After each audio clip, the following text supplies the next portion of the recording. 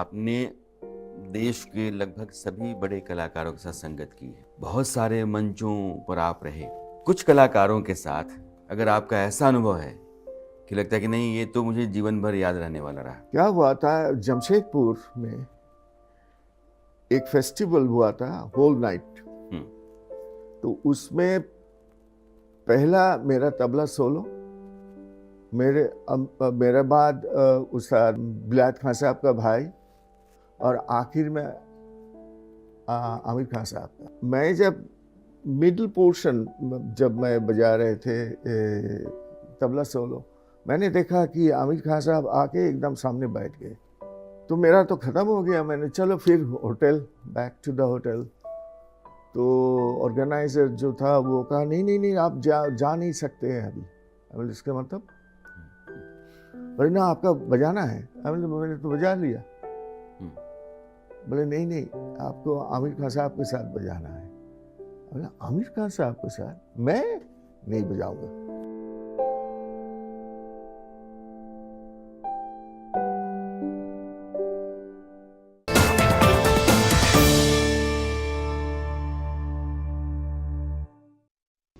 Associate sponsor, लाल रंग इसका अपार, बेमिसाल बेमिसाल MDH कश्मीरी मिर्च पाउडर। अरे ऋषि, आज स्कूल नहीं गए? 3 महीने से फीस नहीं भर पाई तो निकाल दिया स्कूल ने। कहीं आपके बाद आपके बच्चों के सपने न टूट जाएं। आज ही लीजिए पॉलिसी बाजार पे 2 करोड़ का टर्म लाइफ इंश्योरेंस, सिर्फ 690 रुपए महीने से शुरू।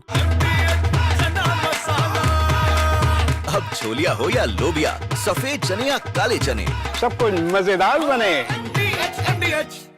Grade A office and retail spaces at ACE 153. Call 8882520000.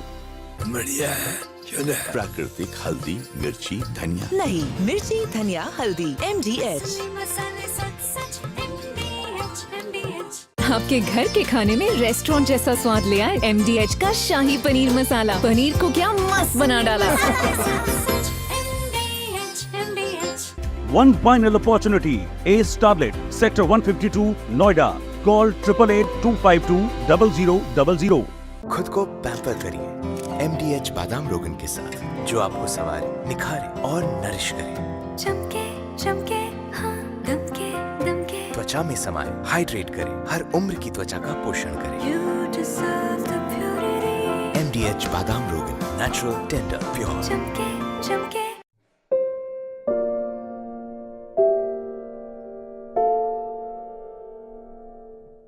तबले ने हिंदुस्तान के शास्त्रीय संगीत को क्या स्पेशल दिया है? ताल और लय। Without tabla you cannot do anything.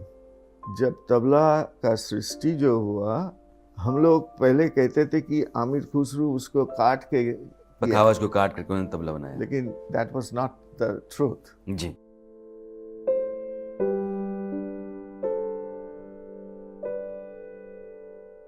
आप इतने सालों से पुलिस में, ऑब्वियसली आप क्राइम देखती आ रही हैं, इसके बारे में सुन के आपको क्या लगा एकदम से? मुझे ये इन्फॉर्मेशन मिली करीब 2:10 पर 6 लड़के थे, ये पता चल गया था। तो ये डेफिनेटली लगा कि वो लड़के ऐसे थे जो नीचे के तबके के हैं। वाइट कॉन्ट्रैक्ट कैरेज बसेस की लिस्ट हमें RTO दिल्ली से मिली सुबह 9:30 बजे। रात में कौन कौन से लड़के अपने घर से गायब थे। और जब हमें राम सिंह मिला, सबसे मुश्किल मुझे लगता है हमें जुवेनाइल में लगी, क्योंकि जुवेनाइल के पास कोई आइडेंटिटी नहीं थी। तो आपके ऊपर प्रेशर क्या था? आपने टीम कैसे बनाई, किस तरह से उस प्रेशर को हैंडल किया? मैं यहीं रहूंगी जब तक कि वो 22 तारीख तक लोग पकड़े नहीं जाएंगे सारे। विक्टिम की फैमिली के साथ जो हमें हेल्प की ज़रूरत थी, जो उनके साथ उनको काउंसलिंग करने की ज़रूरत थी, वो हमने बेनेटा मेरी जो हमारी एक ऑफिसर थी उनको दे दी थी। जब आप इस लड़की से मिलने के लिए गए, जब ये बात करने की हालत में थोड़ी सी हुई, तो इसने आपको सिर्फ एक चीज़ कही थी कि उनको छोड़ना मत। जिम्मेदारी बढ़ जाती है, क्योंकि आपको लगता है कि एक लड़की है जो विक्टिम है और वो आप पर इतना भरोसा दिखा रही है कि आप नॉट ओनली उन लोगों को पकड़ें, बट उनको एक उस मुकाम तक पहुंचाएं कि उनको सज़ा मिले। 30 दिसंबर से लेके 3 जनवरी तक मतलब सूरज नहीं देखा है हमने। एक बार भी मन में नहीं आया कि इनका एनकाउंटर कर दें? We have to follow the due process of law. तो एक तरीका होता है सीधा रास्ता और सही रास्ता, और जब तक पुलिस का काम जज बनना नहीं है। खास खबर के सह प्रायोजक हैं MDH देगी मिर्च का तड़का, अंग अंग फड़का। MDH की देगी मिर्च। संसद में पीएम मोदी ने कांग्रेस पर जमकर बोला हमला, कहा एक परिवार ने संविधान को चोट पहुंचाई। इमरजेंसी में संविधान को नोचा गया, कांग्रेस संविधान का शिकार करती रही, कांग्रेस पर लगा दाग धुलने वाला नहीं।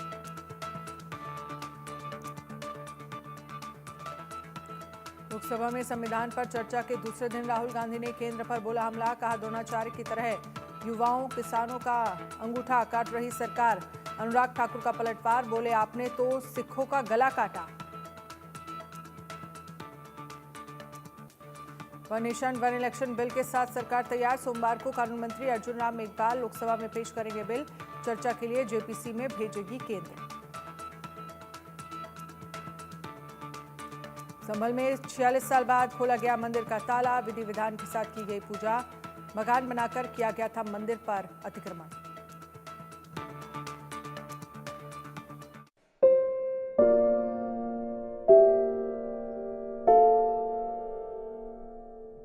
खुसरो रैन सुहागी जागी पी के संग, तन मेरो मन पिया को दोनों भयो एक रंग। नमस्कार, मैं राणा यशवंत आपका शब्दोत्सव में स्वागत करता हूँ। यह कविता जो मैंने अभी पढ़ी है, रचना, वो अमीर खुसरो की है। और खुसरो का जिक्र मैंने यूं ही नहीं किया है, आज के एपिसोड से उनका एक रिश्ता बनता है। कहते हैं कि अमीर खुसरो ने पखावज को काट करके और तबले का इजाद किया। तबला और सितार, यह दोनों वाद्य यंत्र खुसरो ने ढूंढे खोजे। यह जो तबला की परंपरा है हिंदुस्तानी भारतीय शास्त्रीय संगीत में बहुत लंबी है। बहुत बड़े बड़े नामवर लोग हुए, कलाकार हुए। वो जो लंबी परिपाटी चलती आ रही है उसमें एक बड़ा नाम है और वो पंडित स्वपन चौधरी का है। आज शब्दोत्सव में पंडित जी हमारे मेहमान हैं, आपका बहुत बहुत स्वागत है। Thank you very much, thank you, thank you. Sir, मैं एक बात समझ नहीं पाता हूँ, तबले में ये जो दो होते हैं, एक बड़ा एक छोटा, जिसको हम दायां और बायां कहते हैं, मेन कौन होता है? मेरा ख्याल में मेन जो है वो बायां है, लेकिन चलता दायां ज्यादा है। दायां थोड़ा ज़्यादा बात करते हैं और ये ज़्यादा बात नहीं करते हैं, लेकिन वो कंट्रोल करते हैं दाहिना हाथ का। यानी कि जो बड़ा वाला होता है वो हाँ। कंट्रोल करता है छोटे वाले को। हाँ, क्योंकि जो मेलोडिक साइड जो होता है तबले का, वो बायां से ही होता है, लेफ्ट हैंड से ही होता है, बड़ा ड्रम से ही होता है। और जो तबले का जो है वो बहुत स्पीड में बजाते हैं कि different types of sound production वो होता है, लेकिन बेस ड्रम अगर नहीं होगा तो ये नहीं चलेगा। अच्छा, तो बेस ड्रम का बहुत ज़रूरत है और ये बेस ड्रम पूरा कंट्रोल करते हैं तबला को। जो तबला है और बाकी इंस्ट्रूमेंट है, फर्ज करिए कथक। अब कथक में एक डांसर के साथ तबला जो है वो मेल करके चलता है। इंस्ट्रूमेंट अगर है उसके साथ भी मेल करता है, वोकलिस्ट के साथ भी वो चलता है। तो ये एक ही लय में चलते हैं या फिर अलग अलग? ये अलग अलग लय पे चलते हैं, एक ही लय पे तो होता ही नहीं कुछ। जैसे कथक डांसर है, अब उसके पैरों के साथ जो ताल है तबले का, वो कैसे मेल खाता है? देखिए, ताल जो होता है वो एक ही ताल होता है जो डांस में होता है, इंस्ट्रूमेंट में होता है, वोकल में होता है, लेकिन हर सब्जेक्ट मैटर वो अलग अलग होता है। जो डांस का जो सब्जेक्ट मैटर है तो वो उसका ज़्यादा से ज़्यादा मध्य लय से होता है, मीडियम स्पीड से। लेकिन अगर आप वोकल म्यूजिक में जाएंगे, जिस ताल हम लोग बजा रहे हैं डांस के साथ, वही ताल स्लो में होता है वोकल म्यूजिक के साथ। अच्छा, स्लो होता है इंस्ट्रूमेंटल म्यूजिक के साथ। अगर मैं सोलो बजाऊंगा, तबला सोलो होगा, उसका भी एक एक ताल, ये जो टेम्पो जो होता है वो अलग किस्म का होता है। एंड दैट वो जो म्यूजिशियन जो है, they will select, they will choose that I'm going to take this tempo, whether I'm doing sitar, whether I'm playing sitar or sarod, नहीं तो डांस और सिंगिंग इवन। तो ये अलग अलग होता है। और डांस के साथ जो होता है उसमें फिक्स कुछ नहीं होता है कि तबलिया और the dancer you know they discuss we are going to do this, लेकिन ये होता नहीं। ये जो भी होता है वो स्टेज का ऊपर होता है और वो सुन के वो देख के फिर बजाना पड़ता है। अच्छा, यानी कि पहले से ये तय नहीं है कि आपको इसी लाइन पे चलना है, बल्कि वहाँ से आपको फिर मेल करना होता है। जा। आप सिर्फ बंगाल में पैदा हुए और मेरी जानकारी ये है कि आप पढ़ाई कर रहे थे, घर वाले भी चाहते थे कि आप पढ़ें, फिर आपने इकोनॉमिक्स में पीजी की, आप पीएचडी करना चाहते थे। ये तबला कहाँ से आई? ये एक लंबी कहानी है। मेरा घर पे हम लोगों का जॉइंट फैमिली था, अभी भी है, बहुत बड़ा फैमिली। तो वो फैमिली में म्यूजिक वाज नॉट देयर। अच्छा। बिकॉज हम लोगों का घर में सब लोग मेडिकल डॉक्टर्स था। अच्छा। अभी भी मैं सिर्फ एक जो म्यूजिक लाइन में। तो वो लोग चाहते हैं कि मैं भी फ्यूचर में डॉक्टर्स बनूंगा, लेकिन मैं जब छोटे थे तो मैं रोज यही देखते थे, ये लोग आपस में बहुत फाइट करते थे। डॉक्टर लोग सब बैठ के वो डिनर टेबल पे कि ये डायग्नोसिस तुमने जो किया वो रॉन्ग, ये गलत है, इसको ऐसा ये हिसाब से करना चाहते। और दूसरा अंकल वो कहेंगे नहीं ये होना चाहिए। तो वो देख के मेरा डर हो गया, मेरा कभी ये मेडिकल लाइन में मैं जाना नहीं चाहते थे। तो उसके बाद मैंने स्कूल में जब मैं 10th ग्रेड में, तो मैं इकोनॉमिक्स में बहुत अच्छा लगा। अच्छा था। और इसीलिए कॉलेज यूनिवर्सिटी में जो मास्टर्स जो किया वो इकोनॉमिक्स में किया। फिर उसके बाद मैंने सोचा कि पीएचडी करूँगा, लेकिन उसी टाइम में, हाँ, जब मैं पढ़ाई कर रहे थे घर पे, तो मैं चाहते थे कि थोड़ा तबला बजाऊंगा। तो मेरा गुरु मेरा पिताजी का बहुत बड़ी दोस्त स्कूल में ही। हाँ। तो शुरू हुआ, लेकिन फैमिली मेंबर्स ने कहा कि तुम तबला बजाओगे इन वन कंडीशन ये है कि अगर तुम्हारा ग्रेड नीचे आ गए तो तबला बंद। तो फॉर्चुनेटली ऐसा नहीं हुआ, मेरा ग्रेड तो पढ़ाई भी चलती रही, तबला भी चलता रहा। तो इसी करते करते मैं इवन जब मैं मास्टर्स कर रहे थे उसी टाइम में रिवाज मेरा हर रोज होता था, जो प्रैक्टिस एवरी डे। इवन जब मेरा वो इम्तहान चल रहे थे उसी टाइम पे भी। तो उसके बाद क्या हुआ, अली अकबर खान साहब ग्रेट मास्टर, वो इंडिया पहुंचा और उनका हमको कहा तबला बजा रहे हो, तबला हो चल रहा है क्या? मैंने कहा हाँ चल तो रहा, लेकिन अभी एग्ज़ाम ख़त्म हुआ, अभी इतना रिवाज थोड़ा कम हो गया।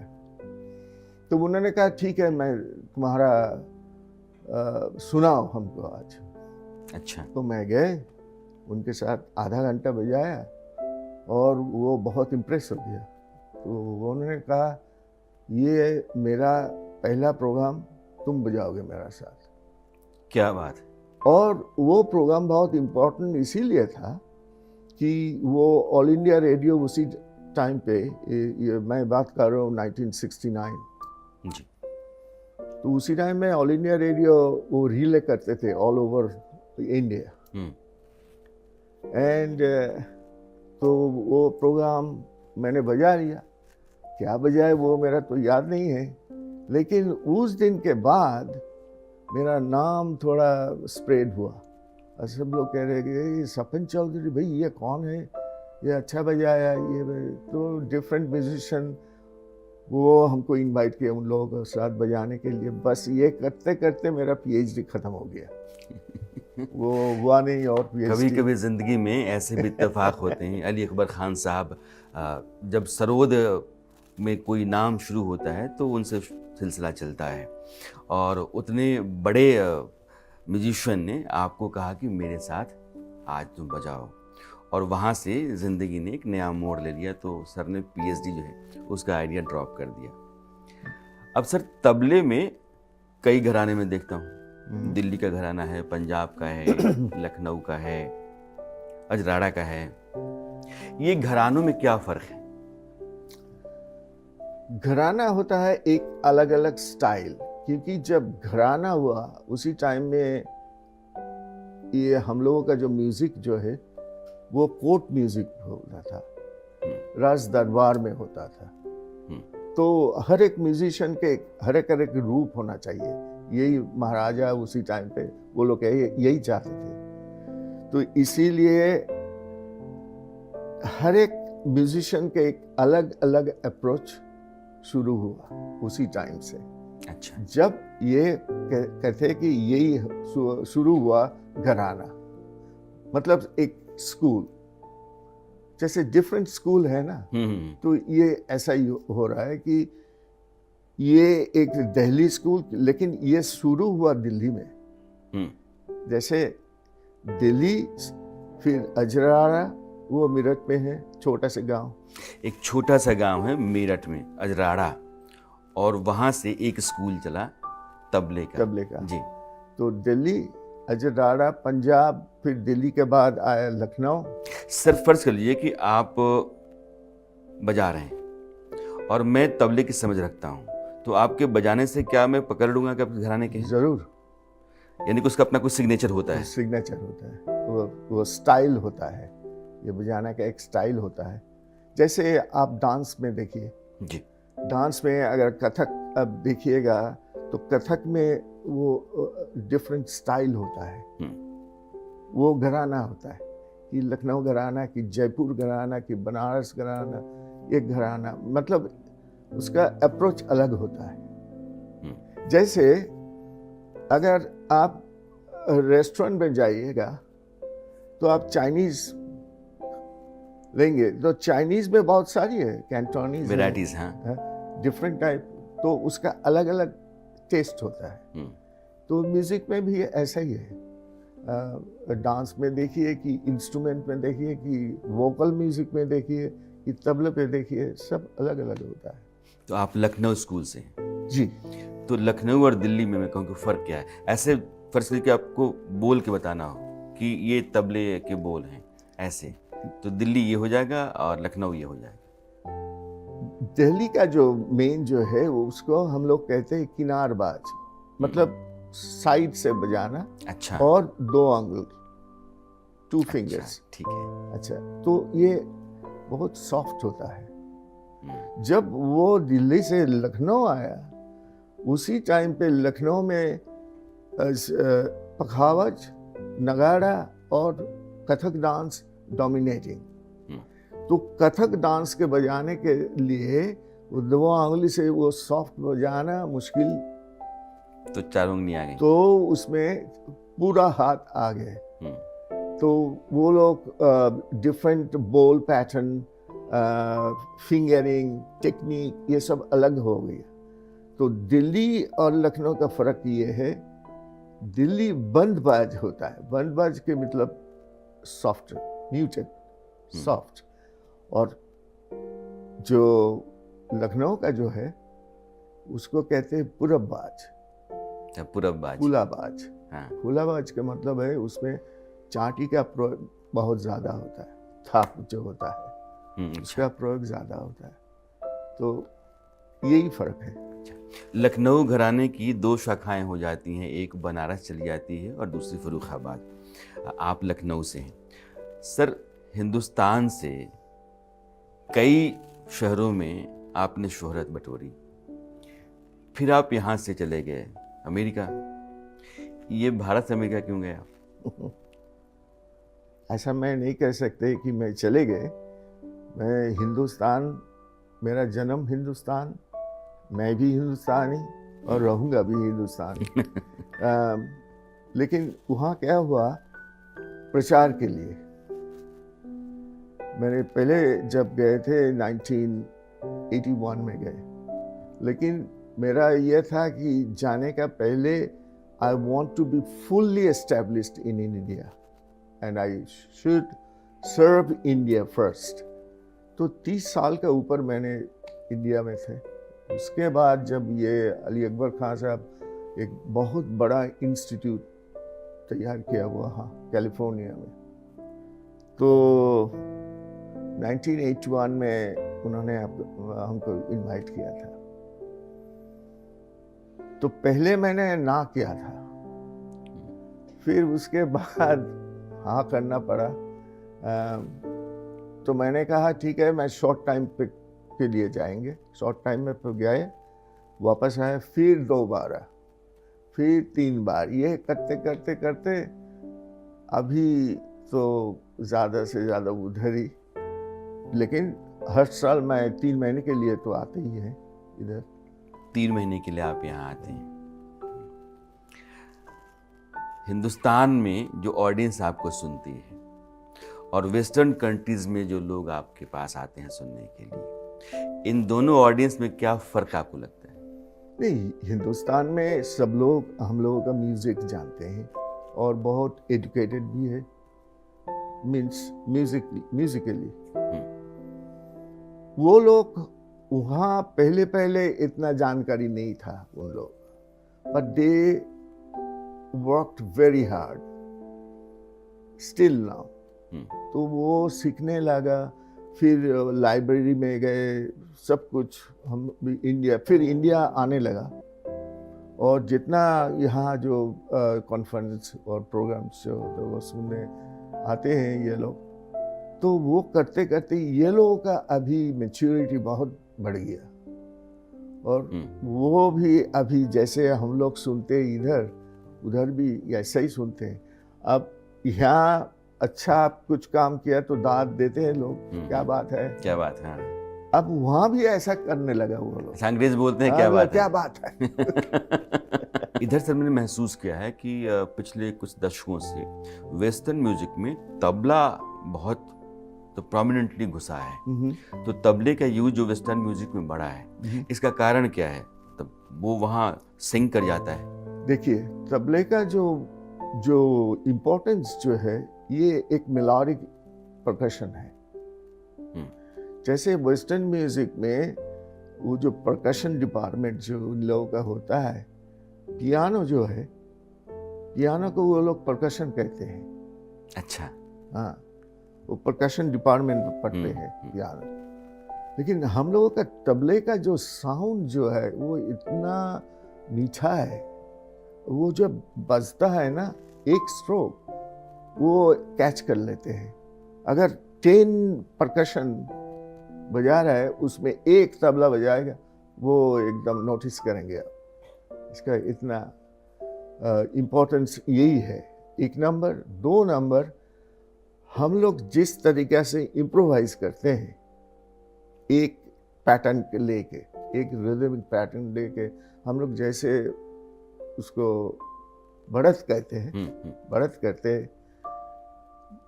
वेस्टर्न म्यूजिक में ये सिस्टम नहीं है। अच्छा, तो वो लोग सोचा कि अरे ये तो अलग बात है, इसीलिए वो लोग तबले पे आ गए कि तबला सीखना है जी। और सीखने लगे, और how we improvise that they are getting it. And इसीलिए अभी जो इन लोग जो वेस्टर्न म्यूजिक में जो ड्रमिंग्स जो होता है ना, अब अलग हो रहा है। और आप कह सकते हैं कि हाँ, ये तबले का इन्फ्लुएंस है। अच्छा सर, आम आदमी के लिए, जैसे मैं आपको सुनता हूँ तो मुझे लगे तबला बहुत अच्छा है, पंडित रविशंकर को सुनता हूँ तो मुझे सितार बहुत अच्छा है, अली अकबर खान साहब को सुनता हूँ या अमजद अली खान साहब को सुनता हूँ तो लगता नहीं सरोद बहुत अच्छा है, एन राजम को सुनता हूँ, बालाकृष्ण सुनता हूँ तो मुझे वायलिन बहुत अच्छा है। ये जितने इंस्ट्रूमेंट हैं, इसमें ज़्यादा मेलोडियस कौन सा है? ये बोलना तो मुश्किल है, क्योंकि हर एक इंस्ट्रूमेंट का एक अलग अलग रूप होता है। जैसे सपोज आप एक राग लीजिए, से यमन, अभी तो इवनिंग हो रहा है, यमन लीजिए। अब यमन आप गा भी सकते हैं, अब सरोद में भी बजा सकते हैं, आप वायलिन में बजा सकते हैं, आप सितार में बजा सकते हैं। हर एक इंस्ट्रूमेंट के एक अलग अलग टेक्निक होता है, अप्रोच होता है, लेकिन राग ताल एक ही है। अच्छा। लेकिन सुनने में अलग लगता है, क्योंकि सितार का आवाज एक प्रकार, सरोद का आवाज एक प्रकार, वायलिन का एक प्रकार, गाने का और दूसरा प्रकार। तो सब्जेक्ट मैटर इज सेम, लेकिन उसका अप्रोच, उसका साउंड क्वालिटी अलग, यही डिफरेंस है। सर, आपने देश के लगभग सभी बड़े कलाकारों के साथ संगत की है, बहुत सारे मंचों पर आप रहे। कुछ कलाकारों के साथ अगर आपका ऐसा अनुभव है कि लगता है कि नहीं, ये तो मुझे जीवन भर याद रहने वाला रहा, तो अगर आप साझा करना चाहें तो मेरे लिए बड़ा अच्छा होगा कि मेरे दर्शक जान जाएंगे। जब मैं पहले दफे आमिर खान साहब के साथ बजाया, उस्ताद आमिर खान साहब, वो मेरा एक अलग, अभी भी वो मैं भूल नहीं सकते। और I was very young at that time, maybe I was like 27, 28. क्या हुआ था, जमशेदपुर में एक फेस्टिवल हुआ था, होल नाइट। तो उसमें पहला मेरा तबला सोलो, मेरे बाद उस्ताद बिलायत खान साहब का भाई, उनका सितार, और आखिर में आमिर खान साहब का। ये 3 आइटम था। तो मैं जब मिडिल पोर्शन, जब मैं बजा रहे थे तबला सोलो, मैंने देखा कि आमिर खान साहब आके एकदम सामने बैठ गए। तो मेरा पूरा वो सुना, उसके बाद वो चले गए। तो मेरा तो ख़त्म हो गया। मैंने चलो फिर hotel, back to the hotel. तो ऑर्गेनाइजर जो था वो कहा नहीं आप जा नहीं सकते हैं अभी। मैंने इसका मतलब, बोले ना आपका बजाना है। मैंने तो बजा लिया। बोले नहीं आपको आमिर खान साहब के साथ बजाना है। बोले आमिर खान साहब के साथ मैं नहीं बजाऊंगा। बोले अरे आमिर खान साहब के साथ आप नहीं बजा, आई कैन नॉट, ये होगा नहीं। तो फिर वो कुछ लोग आके हमको समझाया कि ये आमिर खान साहब उन्होंने ही कहा। फिर हमको बैठना पड़ा उनके साथ। ये तो मेरा एक भाग्य, I was blessed, right? तो जब मैं बजाया उनके साथ, बजाने लगा, तो मेरा ऐसा फीलिंग हुआ कि उनका म्यूजिक इतना पावरफुल था कि I was magnetized. He just grabbed me like that. I could not do anything. अभी पंडित रविशंकर का आपने नाम लिया। रविशंकर में क्या खास था कि जब भी सितार, तो पंडित रविशंकर, आपने उनके साथ संगत भी किया होगा। पंडित रविशंकर और सितार दोनों पर्याय हैं, क्यों ऐसा है? रवि जी का जो होता है कि उन्होंने इतना, पहले तो फर्स्ट टाइम रविशंकर जी विदेश में गए थे और प्रचार के लिए इंडियन म्यूजिक। तो उनको वो लोग कहते थे हाँ इंडिया से गांधी एंड देन रविशंकर, है ना। तो रवि जी का जो एक, और उसके बाद बीटल्स जब आया था तो ये लोग रवि जी का स्टूडेंट बना, जॉर्ज हैरिसन। तो ये हिसाब से रवि जी का नाम और थोड़ा बढ़ गया था। लेकिन रविशंकर जी का ये भी था, उनका नॉलेज, डेप्थ, बहुत ऊपर। अच्छा, बिलायत खान साहब भी ऐसा ही, वो भी एक लेजेंड। तो अगर आप डिफरेंशिएशन करेंगे कौन अच्छा है, ये बोलना मुश्किल होता है, क्योंकि दो अलग प्लैनेट। तो रवि जी का इसीलिए हुआ कि उन्होंने सब कुछ देखते थे। पहले तो on the stage he was very smart, very smart. उन्होंने बहुत सारी लैंग्वेज जानते थे। अगर फ्रांस में गए तो फ्रेंच बोल रहे हैं, इटली में गए तो इटालियन बोल रहे हैं, वो अमेरिका में इंग्लिश बोल रहे हैं। तो you know, this is one of the thing that he could communicate with people very easily.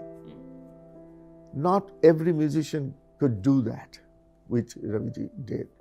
Plus, explaining to the audience about our music. These are the things that Raviji was great. जैसे आपने कहा कि सितार तो विलायत खान साहब हों या पंडित रविशंकर हों, ये दोनों बड़े नाम हैं, कौन बेहतर है ये तय आप कर नहीं सकते हैं। जब तबले में आते हैं तो उस्ताद अल्लाह रखा खान साहब हैं, उस्ताद जाकिर हुसैन खान साहब हैं, स्वपन चौधरी का नाम आता है, पंडित शंकर घोष का नाम आता है। तबले ने हिंदुस्तान के शास्त्रीय संगीत को क्या स्पेशल दिया है? ताल और लय। Without tabla you cannot do anything. यही स्पेशल दिया तबला। जब तबला का सृष्टि जो हुआ, हम लोग पहले कहते थे कि आमिर खुसरो उसको काट के, पखावज को काट करके उन्होंने तबला बनाया, लेकिन that was not the truth जी। ना, तबला जब आए थे,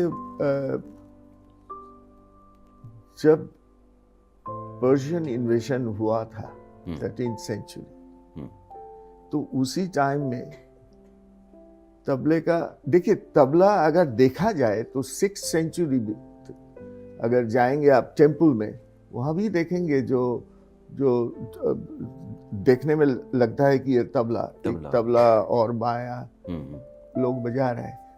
It means that during that time tabla was there but maybe different name. ये तबला नेम जो आया ये पर्शियन नेम। अभी देखिए ये पर्शिया में, अभी भी आप ईरान जाइए कि सऊदी अरेबिया जाइए, उन लोगों का जो ड्रम्स जो है, ये सब ड्रम्स को वो लोग कहते हैं तबला, अभी भी तबला कहते हैं। पंडित स्वपन चौधरी अगर दुनिया के इतने बड़े तबला प्लेयर नहीं होते तो क्या होते, या क्या क्या ऐसा है जो आप कर लेते हैं? देखिए, मैं अच्छा क्रिकेट खेलते थे। अच्छा।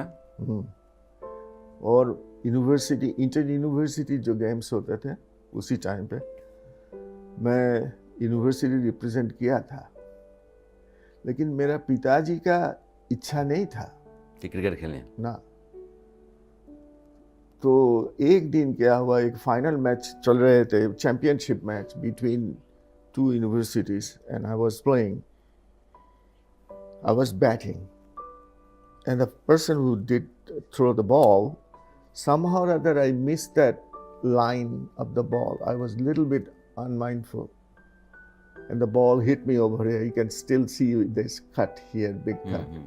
So it hit me here, and after that I didn't know anything. When I got my sense back, I saw I was lying on the bed in the hospital, and I saw my dad.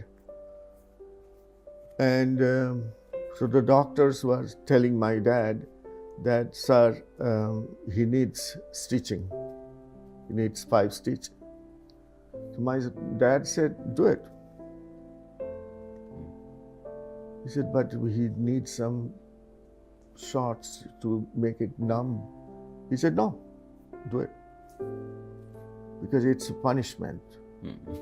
So without any local anesthesia. Yeah. Anesthesia, they stitched. Yeah. So then next day when I came back home, the first question, thing my father told me. If you want to play cricket, no tabla. And if you want to play tabla, no cricket. और क्या क्या शौक है जो आपके पास है? मेरा शौक, मैं बहुत लिटरेचर में मेरा बहुत शौक है, और सबसे बड़ा शौक जो है खाना पकाने में।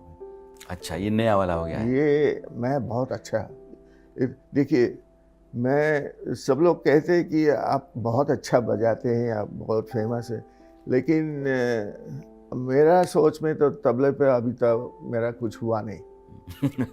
लेकिन हाँ, खाना पकाने में मैं एकदम माहिर, टॉप।